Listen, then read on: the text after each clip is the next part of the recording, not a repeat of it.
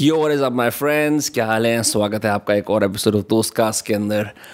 Obviously as you can see हम एक नए सेटअप में हैं, एक नई जगह पे हैं। खूबसूरत खूबसूरत सनलाइट मेरे हर तरफ से आ रही है। For those of you listening, I don't know how to describe sunlight other than just the word sunlight. Anyway, big life update. शायद आप लोगों को ये सरप्राइजिंग लगेगा जान के, but I have now come to Europe for the next 2.5 months। Unclear, unspecified, unplanned trip है। मैंने इंस्टाग्राम पे थोड़ा सा बताया था लोगों को, बट मेरे जितने भी फैमिली एंड फ्रेंड्स हैं वो ये बात अच्छी तरह से जानते हैं that I have always wanted to go to Spain. आप बोलोगे स्पेन क्यों? स्पेन में ऐसी क्या चीज़ है? स्पेन में it's not the most prominent European nation. लोग अक्सर बोलते हैं जर्मनी, फ्रांस, इटली, ठीक है। यूके इसका हिस्सा था, फिर वो अलग हो गया है। स्पेन के अंदर लोग प्रोडोमिनेंटली स्पेनिश बोलते हैं, इंग्लिश भी बहुत कम लोगों को आती है। And usually when you think about Spanish the language, हम लोग लटीनोस के बारे में ज़्यादा सोचते हैं, जो साउथ अमेरिका में रहते हैं या साउथ सेंट्रल अमेरिका में रहते हैं। मैक्सिकन्स हो गए, बोलिवियंस हो गए, अर्जेंटीनियंस हो गए, ये सारे लोग। स्पेन में जाना क्यों? I honestly ask my self that question, but एक जिद होती है ना आदमी की, नहीं यहाँ तो पहुँचना है। And by the way, if you've just tuned in and you're wondering what the fuck is happening in this episode, this is a solo episode. So if you want कि यार एक ताबड़तोड़ guest चाहिए था, this is not that episode. It's just me making a few announcements and giving you an update of where I'm at in life right now.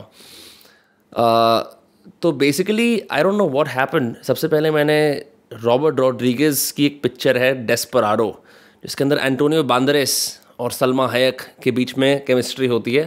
और Antonio बांदेरेस एक travelling guitarist होता है जिसको एक बूचो नाम के विलन ने उसकी पुरानी प्रेमिका को मार दिया होता है। तो उसके गिटार केस के अंदर ना गन्स वन्स होती हैं, बड़ा ही सोफिस्टिकेटेड गन स्लिंगर होता है वो। उसको एल मारियाची बोलते हैं स्पेनिश में, द गिटारिस्ट करके जैसे। तो उस पिक्चर के अंदर मैंने एक झलक देखी थी, एक 90s क्राइम रिडल्ड मैक्सिको की। और हालांकि उसका कोई लिंक नहीं है स्पेन से, बट मैंने उसे एक ऐसी एज पे देखा था जहाँ पे मेरे मन में उसका इम्प्रिंट बन गया दैट आई हैड सीन। जैसे अगर आप बैठो और देखो कि आपको जितना भी मास मीडिया दिया जा रहा है शुरुआत से फ्रॉम एन अर्ली एज, वो कहाँ से आता है? अमेरिका से आता है, ठीक है, प्राइमरीली अमेरिका से आता है। इनफैक्ट मैंने कॉलेज में पढ़ा था कि 95% of all media around the world is controlled by 4 conglomerates। अब वो बदल चुका होगा because that was a long time ago, but हमने लार्जली अमेरिकन मीडिया कंज्यूम किया ग्रोइंग अप। लाइक हमारे कार्टून सारे अमेरिकन थे, cartoon network, Tom and Jerry से लेके और कोई और। I mean the only exception is Shinchan, जो एक बार आ गया बीच में तो आ गया, और Doraemon. what we desired to be like was American. Jeans पहनना was an American. Like it was all imported from the West, right till our aspirations to the kind of shitty sitcoms our kids we ended up watching and saying कि यार हमारी Hinge या Bumble profile पे हमने लिखा हुआ है कि oh bhai, I'm such a Friends fan, which is the most pathetic thing, by the way. But all of that was happening. So when I watched this film, I realized कि यार एक और there is a different kind of world outside. India का दुनिया में जानता हूँ, और ये इंडोनेशिया, मलेशिया, थाईलैंड वगैरह ये सब, ये इस तरह की south east Asia also I kind of understand, right? It's close to me. But what is a different world that I do not understand? There's obviously the entire Africas, right? जितने भी वो कॉन्टिनेंट में जितनी countries है वो सब हैं. There's the Middle East, right? But then there was something mysterious about वो जिस तरह से अपना गिटार बजाता है, फ्लोमेंको गिटार, जिस तरह का उसमें एक रोमांस दिखाया होता है। तो मेरा पहला romanticise notion of a Latin country came from that movie Desperado. And as I grew up consistently, I would find myself completely mesmerized by Latin guitar music particularly. हम जब गिटार क्लासेस वगैरह जाते थे तो हमारे यहाँ पे जो गिटार बजाते थे ना वो नॉर्मल गिटार होते हैं, बट लैटिन गिटार्स हैव उसको क्या बोलेंगे एग्जैक्टली, क्लासिकल गिटार्स बोलते हैं उसको। हाँ, उनमें ना स्ट्रिंग्स के बीच में गैप होता है ताकि आप उन्हें फिंगर स्टाइल करके ऐसे से बजा पाओ। तो I found that very other worldly. So obviously बहुत साल बीते एंड ये स्पेन का सपना और रियलिटी में आता रहा, specially that once the hard work and the pressure of pumping out 2 episodes a week and running my organization came at the extreme. मेरा एक escapism वाला रूट हमेशा रहता था स्पेन, एक अदर वर्ल्डली चीज़ जहाँ मैं जब पहुँच जाऊँगा तो मेरी सारी की सारी समस्याएं ख़त्म हो जाएंगी और मेरे को टोटल सुप्रीम सेटिस्फैक्शन मिल जाएगी। Like you think about it, you silently plot that one day you will get there. And इस चीज़ को होते होते होते होते 3-4 साल हो गए, and this had become such an elusive dream कि मैंने अपने कई दोस्तों को बोला तो बोलते थे यार चला जाना, क्या दिक्कत है। उन्हें नहीं पता था कि मेरे उस टाइम इतने पैसे नहीं थे जाने के। देखो एक रियल चीज़ है, what content creation can do is quickly give you a lot of distribution and recognition. Money you still have to, you have to figure out how to be a businessman from the content as well, right? Besides एक mental block होता है कि कैसे मैं अपनी सारी ज़िंदगी छोड़ छाड़ के इतना बढ़िया एक established successful podcast छोड़ छाड़ के एकदम पे ही on a whim एक दूसरी कंट्री चले जाऊँ, और वो भी ये नहीं कि चलो 10 दिन की ट्रिप है, 15 दिन की ट्रिप है, घर से काम करके जाओ फिर वापस आ जाओ, पर N extended time over 2 months. What the fuck am I thinking? मैंने जैसे जैसे करके ये साल आया और मैंने एकदम पे रियलाइज़ करा, बहुत जब मैं ये साइलेंस भी हुआ ना, मैंने रियलाइज़ करा भाई ये सब मिथ्या है, ये जितना भी मेरे आसपास मैंने बनाया है ये सब कुछ बहुत अच्छा है, बहुत बढ़िया है, लेकिन ना मैं I don't want to go into my 30s feeling like यार क्या यार भाई, मतलब दुनिया के लिए करते रहे, अपने लिए क्या करा। एंड सो आई डिसाइडेड कि साइलेंस भी है, ये मौका है, मैंने चुपके से जाके स्पेनिश एम्बेसी में अप्लाई कर दिया। अच्छा एक और कहानी ये है कि इससे पहले भी 2-3 साल पहले मैंने अप्लाई करा था, कि तब भी मेरी मन था यही कि एक रोमांटिसाइज वर्जन ऑफ स्पेन को मैं हासिल करूं या पाऊं। तो तब मेरा वीज़ा जो है उन्होंने नहीं लिया था, क्योंकि उस टाइम मैं बॉस्टन में रह रहा था। हाँ 2018 की बात है शायद, हाँ मैं बॉस्टन में रह रहा था, और क्या कहते हैं उन्होंने बोला आप बॉस्टन के रेजिडेंट हो, क्योंकि आपको 6 महीने से ज़्यादा वहाँ पे हो चुके हैं, तो आपको वहीं से अप्लाई करना पड़ेगा। और मेरे सपने ख़त्म हो गए वहाँ पे। बाय चांस मेरे को रजत कपूर सर का इंटर्नशिप मिल गई, वो अलग कहानी थी। खैर तो दोबारा से मैं एम्बेसी गया। अच्छा और मैंने जल्दबाजी के चक्कर में, मेरे पापा ना बहुत लीगलीज और डॉक्यूमेंट्स के मामले में बहुत, I would say he is at a top tier level. He understands documents and legal language and bureaucratic requirements क्या होती हैं like the back of his hand. Me on the other hand I am okay, पर I am not so good. तो दिन आते गए। अच्छा मैं अपने दोस्त कास्ट के आसपास एक काम, एपिसोड्स वगैरह रिकॉर्ड करने, चीज़ें करने में व्यस्त रहा। एक दिन बचा था मेरे पास एप्लीकेशन देने के लिए। सुबह मैं चेक लिस्टें निकाल रहा हूँ और फटाफट सब प्रिंट कर रहा हूँ, और मेरे पापा ये सब कुछ देख रहे हैं, ही डजंट रिएक्ट, बिकॉज उनको मन में पता था कि इसका ये ऐसा वीज़ा नहीं लगेगा। तो मैं गया, एंड वही हुआ। वहाँ गया मैं, वहाँ जाके जो BLS और VFS 2 इंस्टीट्यूट्स होते हैं जो आपको बेसिकली इन जितने भी यूरोपियन एम्बेसीज हैं, इन्होंने क्या कर रखा है भाई, हमें डील नहीं करना पर्सनली 1-on-1 लोगों से, तो इन्होंने डॉक्यूमेंट कलेक्शन एजेंसीज बना रखी हैं, VFS और BLS। VFS मेजॉरिटी कंट्रीज़ के लिए, BLS आई थिंक सिर्फ स्पेन के लिए, ऐसा कुछ है। तो पहाड़गंज के पास इनका कहीं ऑफिस है, मैं वहाँ पहुँचता हूँ। मैं अपना खुश लेकिन थोड़ा नर्वस भी, लास्ट तक भी डॉक्यूमेंट देख रहा हूँ। रियलाइज़ हुआ अरे पैन कार्ड की फ़ोटोकॉपी नहीं है, फटाफट गया भाग के पैन कार्ड की फ़ोटोकॉपी ली। अपॉइंटमेंट में अभी भी टाइम था। मैं पहुँचा, मैम ने कहा, जो वहाँ पे बैठी होती है मैम की, सर आपकी तो ये बैंक स्टेटमेंट अटेस्टेड ही नहीं है। मेरी गांड फट के, मैंने कहा अटेस्टेड नहीं है? भैया मेरे पसीने छूट रहे हैं, मैंने कॉफ़ी वॉफ़ी कुछ नहीं पी रखी। कहीं नहीं सर अटेस्टेड नहीं है ये, इसको अटेस्ट करा के लाओ। 3:30 बज रहे हैं, 4 बजे तक बैंक खुले रहते हैं, फटाफट जाके करा के ले आओ। मैंने एहसास करा भाई पहाड़गंज से मैं यहाँ बैठा हूँ, मैं CP की किसी रैंडम बैंक ब्रांच में जाऊँगा जहाँ मेरी बैंक है। दो थे, एक करंट अकाउंट की अलग, सेविंग्स की अलग, दोनों के यहाँ मेरे को जाना है। मैनेजर लेवल के इंसान से बात करनी है, ठीक है। उनको फिर जाके बोलना है कि जी मेरी ये 56 पेजेस की स्टेटमेंट को आप अटेस्ट करो और साइन करो। और उस टाइम पे बैंक भी क्लोज हो गई, कितने लोग होंगे। मैंने प्रोबेबिलिटी कैलकुलेट करी, मैंने कहा पॉसिबल ही नहीं है। मैंने फिर से हार मांग ली, और कसम से मैं बताऊँ उस टाइम मेरे को लगा कि यार माई लाइफ इज़ ओवर। पैंच फिर वही, तो मैंने इतनी अपने मन के अंदर जितना भी नेगेटिव सेल्फ टॉक हो सकती है ना, तेरे तो बस की ही नहीं, तो बहन यही गांड मराता है। इतनी गंदी बातें बोले मैंने अपने आप को, बिकॉज लाइक ग्रेट। 2 साल बाद मेरे को वैसी डेजा वो, मतलब जितने साल भी बाद में आया यहाँ पे इस एम्बेसी में, लास्ट टाइम ना वीज़ा होने के बाद मुझे और डेजा वो हो रहा था। साथ में उन्होंने ये बोल दिया, सर फिर तो आपकी अपॉइंटमेंट कैंसिल है, आप दोबारा लो। मैं बाहर गया, मैंने पापा को फ़ोन करा, my father didn't do what I told you so. उन्होंने कहा अब फुर्सत से एप्लीकेशन पे काम करो। तो अब तो मैं स्पेन में बैठा हूँ, by the grace of God and our efforts, ठीक है, एंड कुछ मैनिफेस्टेशन बोल लो, अब तो मैं बैठा हूँ। लेकिन मैंने अपनी ज़िंदगी में इमेजिन नहीं करा था कि उसके बाद मैंने जिस तरह का परिश्रम करा ना डॉक्यूमेंट इकट्ठे करने के लिए, मैंने और कुछ नहीं सोचा। मैं नेक्स्ट अपॉइंटमेंट मेरे को मिली 1 हफ्ते बाद की। मैंने एक एक डॉक्यूमेंट को डबल ट्रिपल 4 टाइम्स चेक। उन्होंने ITR मांगा 3 साल का, मैंने 4 साल का दिया। उन्होंने बैंक स्टेटमेंट मांगी मेरी, मैंने पापा की भी दी। उन्होंने क्या कहते हैं उन्होंने मतलब आपके जितने फाइनेंशियल्स होते हैं ना, मैंने फाइनेंशियल्स का पोटला खोल दिया। अपने 4th रिमूव्ड कज़न तक का मैंने सामान उसके अंदर डाल दिया। कवर लेटर मैंने खुद अपनी प्यारी नकाशी हुई इंग्लिश से लिखा। यूजुअली लोग कवर लेटर में बेकार सी बातें लिखते हैं, मैंने पूरे सैम्पल स्टडी करे ऑनलाइन, बेस्ट कवर लेटर कैसे होता है, क्या होता है। मैं उस टाइम पे ऐसा लगा I was like a half visa officer, I was a half visa expert. मैंने इतना सीख लिया।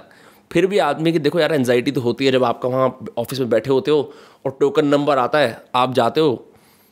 उसने मेरे सारे डॉक्यूमेंट देखे, उसने बोला sir your documents are perfect. You know in life it's hard to sort of say I'm good the way I am, all of those things. इंसान खासकर आदमी बहुत ज़्यादा अचीवमेंट ओरिएंटेड होते हैं, लेकिन भाई साहब मेरे को इतनी खुशी मिली ना, उसने बोला मेरे डॉक्यूमेंट्स हैं परफेक्ट। अच्छा फिर भी मैंने अप्लाई करा था लंबे टाइम के लिए, 4 महीने के लिए, 2.5 महीने के लिए अप्लाई करा था। मुझे नहीं पता था होगा या नहीं होगा, ट्रैवल हिस्ट्री मेरी कैसी थी, बट बाई चांस ऐसा हुआ कि 10-15 दिन बीते, मेरी फट रही है। अच्छा मैंने मन में बैड से बैड वर्ड से बस भी बना लिया कि अगर नहीं हुआ कोई बात नहीं, मैं ना फलानी जगह चला जाऊंगा या मैं ऐसा कर लूँगा। मैं कहा ठीक है, नहीं हुआ तो नहीं हुआ, अब क्या ही कर सकते हैं। जब आप इतनी शिद्दत से हर चीज़ करो फिर भी ना हो, भाई साहब मैसेज आया आप वीज़ा कलेक्शन के, आपका ना डॉक्यूमेंट रेडी है। ये कभी बताते नहीं है कि आपका रिजेक्ट हुआ है एक्सेप्ट हुआ है। तो उस ऑफिस के अंदर बैठ के ही ना आपके किसी लोगों के सपने बनते हैं, किसी लोगों के टूटते हैं। तो मैं फटाफट जाके उस ग्रे सी प्लास्टिक को फाड़ा वहीं बैठ के। अच्छा वहाँ गार्ड वार्ड होते हैं, मैं मेरे हिसाब से वीज़ा कलेक्शन ऑफिस के गार्डों ने जितने सपनों को टूटते हुए और जुड़ते हुए देखा होगा उसका कोई मेरे ख्याल से अंदाज़ा ही नहीं है। उन्होंने जिस लेवल की चीज़ देखी होगी ना, इतने भर के भाई साहब कहाँ से लोग आते हैं, कोई भटिंडा से आता है, कोई जालंधर से आता है, कोई आंध्र प्रदेश से आता है। किस तरह से मैं विलायत पहुँच जाऊँ जी, मेरे को किस तरह पहुँचा दो बस आप मेरे को ना, एक बार बस बाहर चला जाऊँ मैं बस। ये उनकी सपने होते हैं, नहीं होते किसी पे फाइनेंसेस नहीं होते, किसी के डॉक्यूमेंट इधर से होते हैं, कोई चाहता है मैं वहाँ इलीगल इमिग्रेंट बन जाऊँ, 100 चीज़ें होती हैं। तो गार्डों ने सब कुछ देखा हुआ है। तो भाई साहब मेरा मैंने देखा और नया पेज खोला, एक मेरे को अजीब सा स्टैम्प दिखा। मैंने कहा ये क्या है, अजीब सा स्टिकर दिखा, मेरा वीज़ा लग गया। भाई साहब मैं खुश, मैं भागा अपने घर। फिर मैंने तैयारी करनी शुरू कर दी कि अब इसके पैसे कैसे जुटाए जाएं। तो I will tell you something, maybe I have never been this frank on the podcast. ये शायद मैं लाइव बोल रहा हूँ, जब मैंने अप्लाई करा था I did not have the money to sustain such a long trip. I am being fully honest, but that's the fun of entrepreneurship कि अगर आप ये बात पब्लिकली किसी को बोल दोगे ना उस टाइम पे, तो वो आपको सब डिस्करेज कर देंगे, इंक्लूडिंग योर ओन फैमिली, कि यार आप तो पे है ही नहीं तो आप जा कैसे रहे हो, आप तो बर्बाद हो जाओगे। यही तो मज़े हैं दोस्तों। Now you have a deadline, अब वीज़ा लग गया एक पर्टिकुलर डेट का, ठीक है। अब आपको 2 चीज़ें करनी है। मैंने ये करा, मैंने एक तो अब तो मेरे को जाना है, मैंने एक आर्बिट्री डेट चूज़ करी, भाई अगस्त 12 को तो मैं उड़ रहा हूँ। एक जाके मैंने टिकट ले ली, 1 वे टिकट। अब बताओ, अब 1 वे टिकट आ गई। अब जितने काम है ना उन सब कामों को इस 2 हफ्ते की विंडो में होना है, और वो सब काम हुए डबल ट्रिपल 4 टाइम्स। क्यों? Because there was a deadline, and that's when I realise I could get to my goals 10x faster if I just put a deadline in place. It was so simple, staring right in front of me all these years, but I never noticed. जब आपको कहीं vacation पे जाना होता है, जब आपको किसी की शादी पे जाना होता है, जब आपको कुछ भी करना होता है ना, आप उस तरह की स्प्रिंट और एफिशिएंसी से काम करते हो जो आप उस तरह नहीं करते जब आपके ना सारा टाइम होता है। विद इन वीक्स हमारा पॉडकास्ट बिजनेस है, we landed several clients, closed, मतलब मैं क्या बताऊँ, we landed several clients, did a bunch of podcast, made money in ways I never imagined, all because मुझे जाना था। And so necessity becomes the mother of invention, and I think July in terms of revenue, July and now August have been our best months yet ever in my career. क्यों? हिम्मत बंदा मदद खुदा साथ में जब ज़रूरत पड़ेगी। बेंच में मैंने इतना बड़ा डॉन बन के दुनिया के सामने, हाँ जी मैं जा रहा हूँ स्पेन, मेरा सपना स्पेन का, मैंने यहाँ पेपर भी चिपका रखा है स्पेन का कि स्पेन ताकि मैनिफेस्टो है स्पेन। बेंच वीज़ा तो मिल गया, पैसे कहाँ से आएंगे?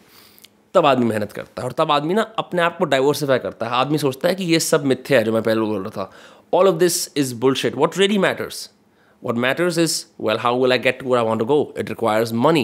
How much should I just ask friends and family? No, what's the point? फिर वही आपकी स्वतंत्रता के अंदर एक ऐसे एक क्या कहते हैं, एक कील ठुक जाएगी, you know, फिर क्या फ़ायदा? You're just Jesus on a cross, no fun in that. So that happened, and last दिन तक भी मैं कुछ ना कुछ काम करता रहा, तो it didn't really hit me until I got to Spain. अगस्त 13 को, अच्छा बाय द वे, मैंने, भाई मैं क्या बताऊँ, मैं ले ली थी फ़्लाइट 30 घंटे वाली। क्यों? क्योंकि मेरे को लगा कि यार अब यहाँ भी दिखाएं कि देखो जी हम तो बहुत जल्दी पहुँच जाते हैं, कोई शेक ही नहीं है उसमें, मुझे लंबे समय के लिए रहना है। I am not a big budgeter, but I budgeted these things thoroughly. But जब आप पता लगता है ना 30 घंटे की फ़्लाइट का मतलब क्या होता है, भाई पहले तो 3-3.5 घंटे की फ़्लाइट दोहा तक ही, दिल्ली से दोहा, चलो कोई दिक्कत नहीं है। फिर एयरपोर्ट पे 30 घंटे ज़्यादा बोल रहा हूँ, 20-21 होगा। एयरपोर्ट में भाई साहब 8.5 घंटे का लेओवर। 8.5 घंटे का लेओवर का मतलब क्या है कि आप अगर 2 बार भी सो जाओगे ना एयरपोर्ट की नींद के हिसाब से, तो यहाँ पे फ्री टाइम होगा। तो मैंने क्या करा, मैं एयरपोर्ट पहुँचा, और एयरपोर्ट जाके मैं पहले तो एक बेंच पकड़ी और उस पर सोता ही चला गया, जितनी देर तक सो सकता हूँ, अपना कस के बैग वैग रख के, कोई इसको ले ना ले। आदत पुरानी होती है ना आदमी की, एकदम पे वो ऐसे नहीं करता, open mindedness, oh there are no thieves. तो मैं तो मैं कस के ऐसे, वो था मेरे पास ट्रैवलिंग पिलो, मैं अपना सो गया, सोता रहा। फिर भाई मैं देखूँ, मैं जो 1 घंटा बीते, 15 मिनट के सर्कल्स में मैं उठ रहा हूँ, बहुत देर हो गई, चलो मैं 2-3 घंटे तो मैंने ऐसे बिता लिए।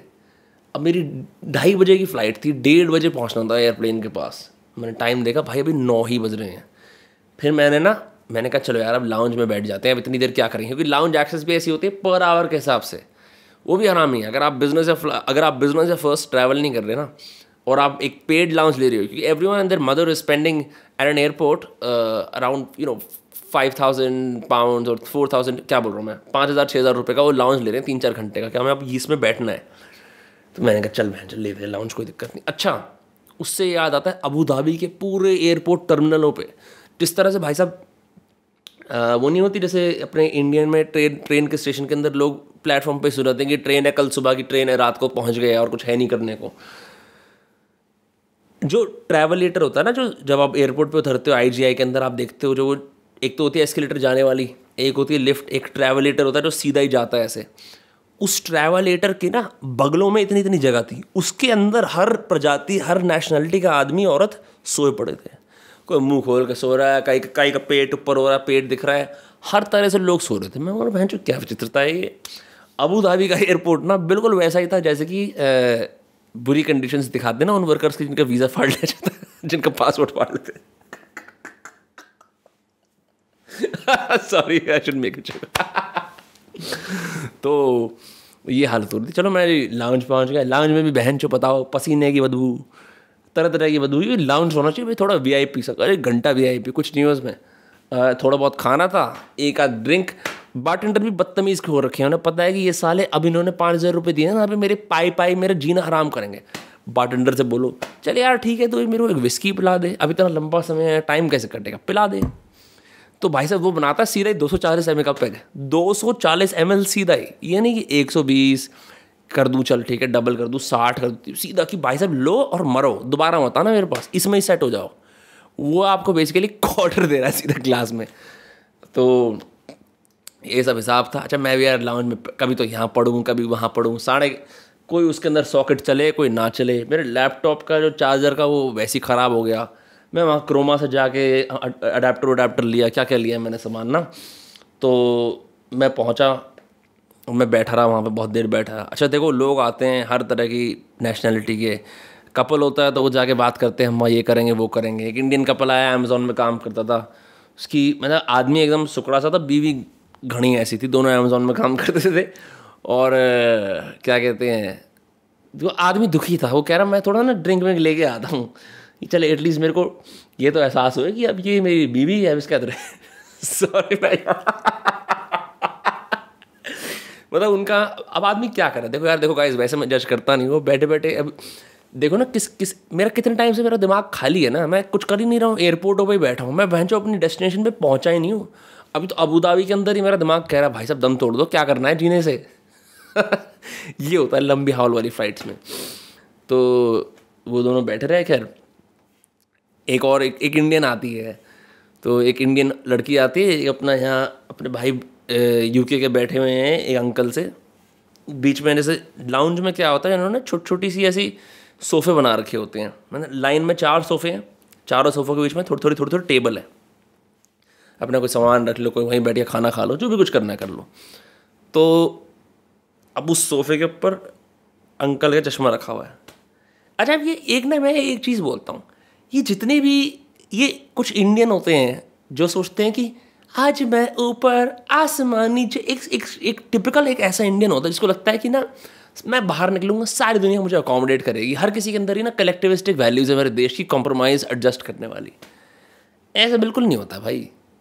तो अच्छा, अब यहाँ बगल वाली टेबल भी खाली है, उसको भी बहन सारी टेबलों को छोड़ के 2 लोगों के बीच वाली चेयर पे जाके बैठना है। बैठ गई, चलो ठीक है।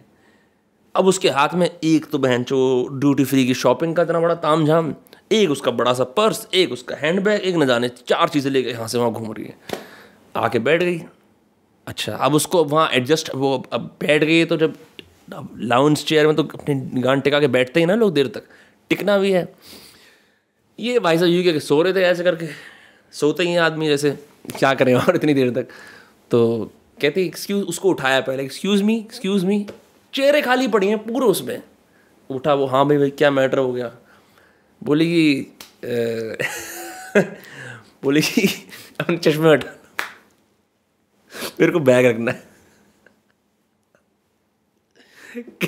क्या था, you can keep it in your lap, और से हो गया दोबारा से। और फिर मैं उसको देख रहा हूँ, अब उसके ना शायद उसका या फर्स्ट ट्रिप था या सेकंड ट्रिप था, उसके चेहरे पे ना जो वो एक ओ रेसिज्म है मेरे साथ, ओ गोरे लोग गंदे होते हैं, ओ मैं तो अच्छी लड़की थी, दुनिया कितनी अपवित्र है, उसकी ना रियलिटी मेरे सामने लाइव कॉग्निटिव डिसोनेंस चल रही कि ये क्या हो गया मेरे साथ। और मैं मनी मना रहा था, मैं हाँ और कर बढ़िया।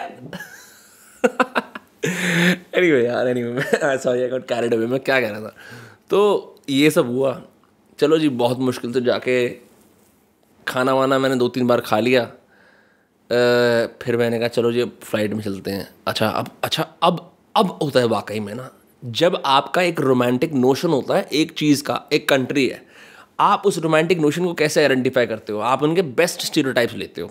ओ इबिजा का मतलब पार्टी, अमेरिका का मतलब न्यूयॉर्क, चाइना का मतलब क्या कहते हैं, जो भी कुछ है चाइना, थाईलैंड का मतलब बैंकॉक, जहाँ पे अंकल्स जाए, वो आप उनके जो सबसे ऑब्वियस स्टीरियोटाइप्स होते हैं ना, यूजुअली सेलिब्रेटरी स्टीरियोटाइप्स, आप उनको यूज़ करते हो। तो मैं सोच रहा हूँ ओह सिएस्ता लूँगा, और बैंचो मतलब म्यूज़िक कल्चर, आप इन एडजेक्टिव्स के बेसिस पे आपकी सारी बुनियाद बनी होती है उस कंट्री के परसेप्शन की। But then you go to the waiting terminal, और आप देखते हो कि यार ये स्पेनियर्ड जितने भी हैं, ये तो ना फुली कॉकेशियन दिखते हैं जैसे वो दिखते हैं अमेरिका के या फिर यूके के। There's, how do I explain? It's a different face, it's a different ethnicity altogether, right? पूरी तरह लैटिन अमेरिकन भी नहीं बोल सकते आप, it's a mix, it's a very interesting mix. अब वो सारे भी थके हाय क्योंकि लंबे, मेरे को लगा कि उस पूरे एयरपोर्ट पे लोग बहुत दूर से बहुत देर तक आए हुए हैं। Then I realized, oh, these are the new Spaniards. अब मैं इस कंट्री में जा रहा हूँ, and suddenly thank God I had read vagabonding and Vagabond's Way. 2 किताबें were Rolf Potts, which I recommend to anyone who's planning to do some kind of long-term world travel या short-term world travel. By God, अगर मैंने वो किताब ना पढ़ी होती ना, मैं होपलेसली मर जाता, क्योंकि अब आपके मन में एडजेक्टिव्स हैं, now you're seeing the populace and they're all speaking Spanish, और आप बोलते हो भाई हैं ये तो रियल हो रहा है। तब मुझे हिट करा, बहन जो तेरा इतने साल से जो सपना था वो ये है, अब तू इस कंट्री में जा रहा है और इन लोगों की भाषा सुनने वाला है, और अब तू ये करने वाला है। And because he said in the book specifically, have the idealistic romantic notions, because they will force you to make the effort to arrive in the country. But automatically once you arrive, let reality adjust them. तो वो necessary adjustment ज़रूरी होती है कि मैं सोच रहा था ये अगर ये ठीक है, अब इसको ऐसा बढ़िया बनाते हैं एज अपोज टू ओह ये तो ये नहीं है, फक ये क्या हो गया. So that whole perception really helped me. It helped me reframe what I was about to get into. There's the idea that you read in a book or see in a movie and then the actual thing that happens. तो ये सब वो मैं एकदम सोच रहा हूँ यार जल्दी से स्पेनिश सीखूँ, कुछ समझ नहीं आ रहा लोगों की बात. एंड आई रियलाइज वाओ कि अबू धाबी से सिर्फ और सिर्फ स्पेनिश लोग उड़ के जा रहे हैं. एंड मैंने एक तरह की होमोजेनिटी देखी लोगों के अंदर that I hadn't seen like in से like a flight from India to Abu Dhabi or it didn't seem multicultural at the start. मैं फ़्लाइट में बैठा हूँ एंड मेरे साइड में जो भी लड़की बैठी थी एक इंडिया से आ रही थी, वो कोई मैं उससे बात कर रहा था, वो स्कॉलरशिप पे जा रही थी कहीं हैदराबाद से, और उसकी और लंबी कहानी थी. अभी तो वो इंडिया से अबू धाबी आई थी, अबू धाबी से अब वो मड्रिड उतर रही थी, मड्रिड से फिर वो शिकागो जा रही थी. मैंने कहा बहन आप कैसे, मैं तो उसकी बात सुन के ही मतलब मैं आधा मतलब पैरालिसिस में चला गया. मैंने कहा बहन जो कैसे. तो anyway I am getting confused. So मैं I finally end up in Spain. अब क्या है कि सुबह 8 बजे मेरी फ्लाइट पहुंच गई. मेरा चेक इन यहाँ पे 3 बजे का था. गेस व्हाट मैंने क्या करा, एयरपोर्ट पे सोया दोबारा से, बहुत देर तक सोया, इतना बड़ा सूटकेस लेके कहाँ जाऊँ. And then I finally arrive in this place and I spend the first day in complete denial. Wow this is real, मैं एक्चुअली स्पेन पहुँच चुका हूँ. रात को मैं बाहर निकलता हूँ एंड आई गेट सम टोटिलाज वगैरह जो भी मेरे को खाने थे and I come back.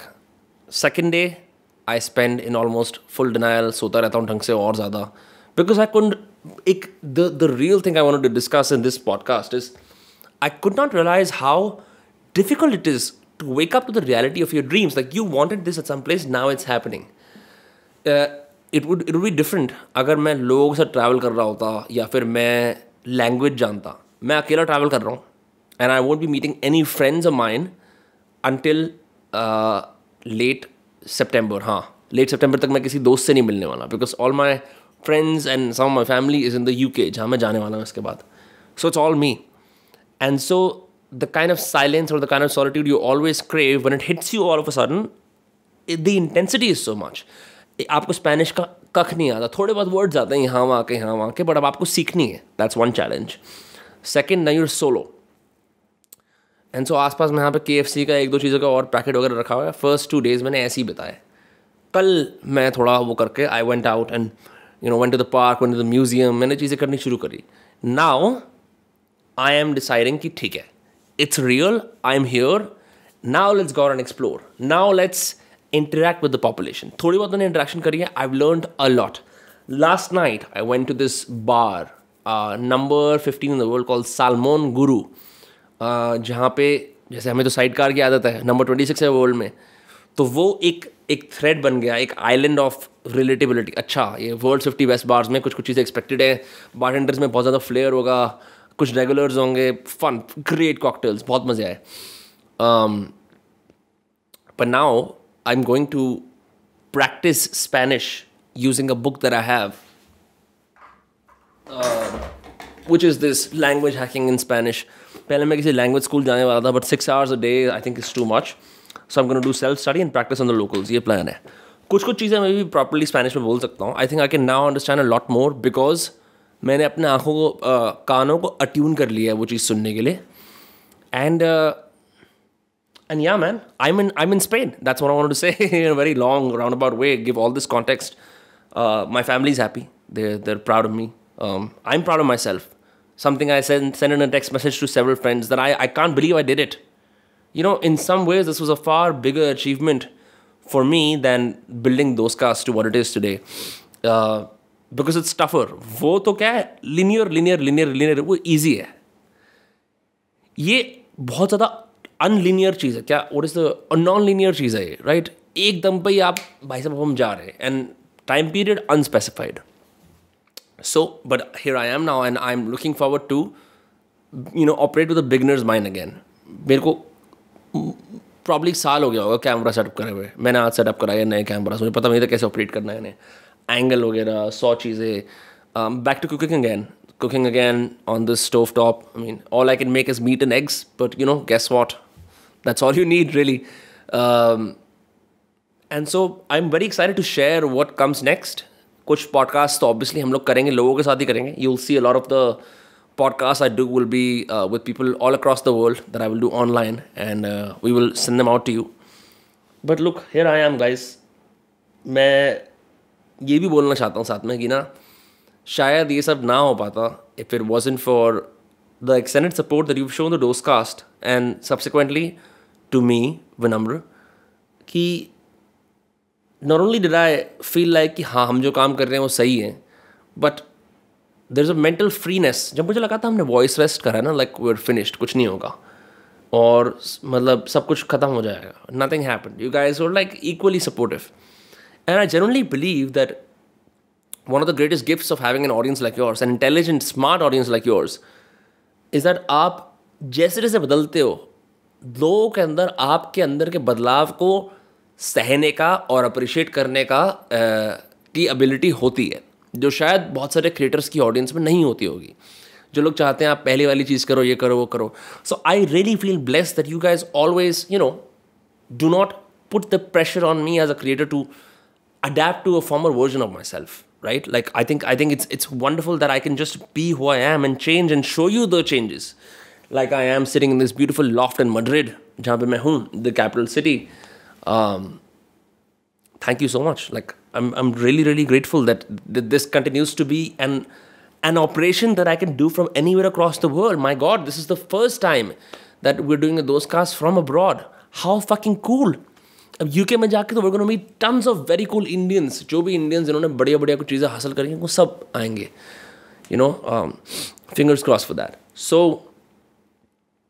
I want to leave you with a few things. अगर आप वर्ल्ड ट्रैवल के बारे में सोच रहे हो, if at all, और मैं बिल्कुल अभी स्टार्ट पे, this is my start, right, on my own, I would give you a few resources. 100% read everything by Rolf Potts, ROLFPOTTS. Premier world traveller है और उसने ये बताया है. अब मैं आज इस अच्छे से लॉफ्ट में हूँ, मेरे को कुछ वीडियोस रिकॉर्ड करने हैं, कुछ और काम करने हैं. I have to take a few calls that are very important, so I am gonna take it from here. Throughout the trip मैं इतनी लग्जरियस एस्टैब्लिशमेंट में नहीं रहने वाला हूँ. I will also go to hostels and home stays because मेरा सफ़र लंबा है. So reading him has convinced me that the experiences matter, not how much you spend on showing off to the world. देखो मैं यहाँ रहा, वहाँ रहा. Second, depth over breadth. अब मैं स्पेन में हूँ, मेरे को बहुत सारे दोस्तों ने रिकमेंड करा, यार स्वीडन आ जा, यहाँ आ जा, वहाँ आ जा. True, all of these countries are like a flight away because we are in Europe. The point is ढंग से लेनी है या फिर sorry, do you want to have a quickie or do you want to have like a full-on session? That's the thing. So a country reveals itself to you and a culture reveals itself to you slowly when you open yourself up to what it has to offer. The rule that Rolf Potts gave in his book is 6 weeks, 6 months or 2 years. This is the kind of timeline he's advocated. Obviously 6 महीने तो बहुत ज़्यादा है currently, आगे जाके वो भी करेंगे. I'm on the 6 weeks wali cheese, where I'm going to live here for 6 weeks in this country and do a lot of the things like the locals do. Try. Obviously, understand that I will still be perceived as a tourist, even if I acquire a little bit of the language, but, just do this. So this is my life experiment. It's happening live in front of you on Dosecast. Next episode, guest के साथ होगा. Just wanted to give you a live update. अगर आपके यहाँ पर रात हो रही है तो बोनस नोटिस, अगर आपके यहाँ दिन हो रहा है तो बोनस दियस. और मैं और भी स्पेनिश वर्ड्स ऐसे बोल सकता हूँ, बट आई एम स्टिल कच्चा in that. So just wanted to leave you with that. I am once again grateful that here we are and this is the start of Dosecast and Vinamra and all my organization as an internet first organization and not something that requires too much physical presence. So let's see what happens. आप लोगों को ये video कैसा लगा मुझे बताओ. I now, by the way, I'm considering starting a separate entity, थोड़ा बहुत ज़्यादा नहीं, where we discuss more of the lifestyle design stuff. Like for example, कैसे मैंने ये सब फंड करा, क्या करा मैंने, how did I plan this trip, or who's in my team, what kind of coffee do I have, productivity, ये सब चीज़ें. Although I've been sincerely unproductive for the last 4 days, but I'm considering कि मैं एक Dosecast तो बनाए there's like a separate like a IP or entity where we, give you more of the behind the scenes stuff, more of the stuff that I guess we used to do on my channel Shatir. हम लोगों ने पहले भी बोला करा नहीं, but gradually I'm getting in the mental bandwidth where I think I can do both.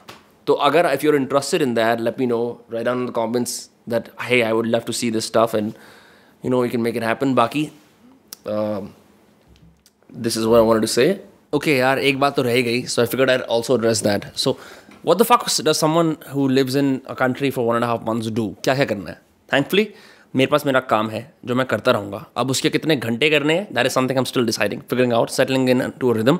Second, I have massively ignored my fitness in the last 1.5 years. मेरा posture वगैरह सब खराब हो गया था. The first thing I did was, go ground myself barefoot in the park, do a bunch of stretching, do a bunch of exercises. That is on paramount now. Third, fix my diet. Eating only great stuff, no crap. एक दिन KFC खाया, immediately regretted it. Now only eating pristine, clear stuff. Fourth, ठीक है, अब आपने lifestyle सुधार लिया. What about the country? What about the people? Well, it's very simple. Do all of the basic touristing activities Madrid के अंदर जो हैं. Then second, eventually, make enough connections or friends to explore further. Third, take day trips to other places and eventually go to a different part of the country, right? See what it has to offer. Slow travel का concept ये होता है कि आप ना इतना ज़्यादा है ये भी देखना है वो भी देखना है. It's all about like having intensity and depth as opposed to breadth. इसका मतलब ये भी है कि there are days where almost nothing happens, where you just, for example, sit inside the entire day, sleep, catch up, don't go out. That's also okay. Then there are days where all of a sudden too much happens, right? So that is kind of how I'm deciding कि मैं इस travel को इस तरह से pace करने वाला हूँ. Obviously, when I'm in the UK, it's going to be a lot more work-centric because वहाँ मैंने बहुत सारे podcasts already line up कर रखे हैं. This is going to be focused. अच्छा, and another thing to focus on is one thing that really helps is I think मैंने David parallel की ट्वीट पढ़ी थी या रॉल्फ पॉट्स की ही किताब में पढ़ा था, द वैगाबॉन्ड्स वे के अंदर, which is his second book, is that you should do a trip from the POV of something. For example, मैं रॉक क्लाइंबिंग करता हूँ. Guess what? मैड्रिड में बहुत सारे रॉक क्लाइंबिंग जिम्स हैं, right? Classic way to go do rock climbing, meet people and ask questions, make friends with the locals, see what that does. Second, after I move out of this place, I'm going to be staying in a homestay most likely with a Spanish family. आपके पास पूरे दिन मेरे से इंसान को जिसका ज्ञान के चक्षु, मतलब मैं चाहता हूँ मेरे को कोई बताता रहे नॉन स्टॉप, मैं उनसे इतने सवाल कर सकता हूँ and I can ascertain that. A third thing to at least contextualize my travels is I'm reading this book called The New Spaniards, जो एग्जैक्टली मेरे जैसे लोगों के लिए जिनके बहुत ज़्यादा रोमांटिक नोशंस थे कंट्री के बारे में, उनको रिमूव करती है. And it shows you the historic context on the country right from their dictator General Franco के नाम से, और उसके बाद से क्या क्या हुआ है, कैसे ये डिक्टेटरशिप से एक सोशल डेमोक्रेसी में कन्वर्ट हुई है, राइट विंग भी आया है इसके अंदर, and what its current state is. Spain is one of the only countries जिसको एक बहुत 60s से पहले इसको एक डेवलपिंग कंट्री, पिछड़ा हुआ देश माना जाता था. आज it's one of the most powerful economies in the world. How did that happen? एक टाइम ऐसा था कि उस डिक्टेटर के नीचे ऐसे ऐसे लॉज थे कि औरतें अबॉर्शन नहीं करा सकती, डिवोर्स नहीं ले सकती. एंड जिस तरह से हरियाणा के सैडली कुछ पिछड़े हुए इलाकों के अंदर अगर एक लड़की मैरिज से पहले कुछ ऐसा सीन कर लेती है, इफ शी हैज सेक्स, तो it is so horrific for the honour of the मुखिया या फिर जो ऑनर होता है परिवार के हेड का. वो सेम कॉन्सेप्ट इस कंट्री में भी था, to the point now where sexual revolution. That's a bad accent, but it's really shifted. So and you can see it in the attitudes of the people here as well. एक average यहाँ पे sunset होता है 9:15 पे रात के, और sunlight होती है सुबह के 7 बजे. The days are infinitely longer.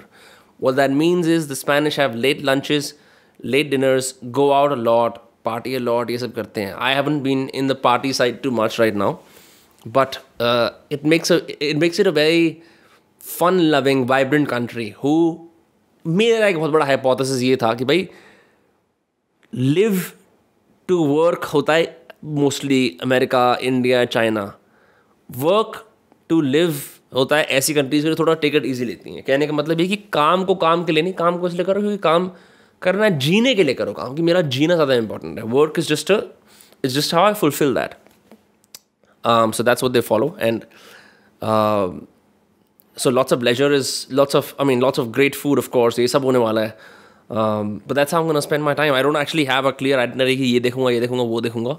I did go to this museum called Museo del Prado. यहाँ का नेशनल म्यूजियम है, and वहाँ पे I wanted to see a painting. It was called Saturn Devouring His Own Sun. अब this is a painting about जो बहुत सारे आजकल के लोग टॉक्सिक मैस्कुलिनिटी बोलते हैं. जैसे कि एक टॉक्सिक फेमिनिटी का साइड ये होता है ऑफ द डिवावरिंग मदर, जो अपने शिशु को या अपने बच्चे को अपने प्यार से इतना ज़्यादा स्मॉदर कर देती है. जैसा मेरा प्यार एक पिलो है और आपका मुंह और आप वो शिशु और मैं उस पर अपने प्यार का पिलो लगा से ऑलमोस्ट किल यू. इस तरह से the male parallel made by this artist called Goya, Spanish artist, is Saturn Devouring His Sun. If you look it up, you will see मैं किस पेंटिंग की बात कर रहा हूँ. यहाँ पे एक बुढ़ा आदमी नंगा सा बैठा हुआ है और वो अपने छोटे बेटे का मुंह उखाड़ के खा रहा है ऐसे. Usually to do with like the kind of fathers or the kind of masculine archetype वाले लोग जिनको बर्दाश्त नहीं होता कि उनका बेटा या उनका वंशज उनसे आगे बढ़ रहा है, because they want the crown or the eternal patriarch symbol for themselves. So I remember being transfixed, watching that painting intently for at least 5 minutes तक मैं देखता रहा और लोग आसपास आ रहे हैं कि कब हटेगा. मैं देख रहा था उसको because it's a painting I've seen online. It's a painting I've heard mentioned in this book called Men and Masculinity, Iron John by Robert Bly. And then I saw it in real life. It's a real life. उसको देखना ना it was next level. So tons of artistry, tons of language, tons of meeting people, and hopefully a lot of time spent also on doing nothing, and then some time spending on किस तरह से how can we shift all of this enterprise online. Yeah, so that's this in a nutshell.